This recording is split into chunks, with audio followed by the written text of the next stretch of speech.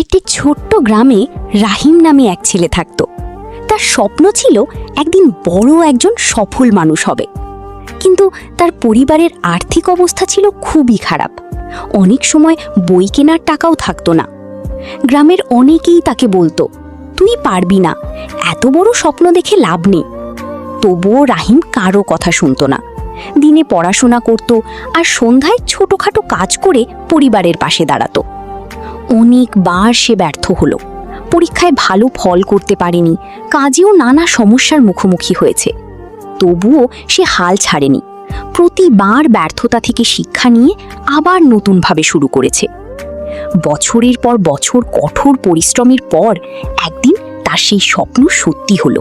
সে একটি ভালো চাকরি পেল এবং নিজের পরিবারকে দারিদ্র্য থেকে মুক্ত করল।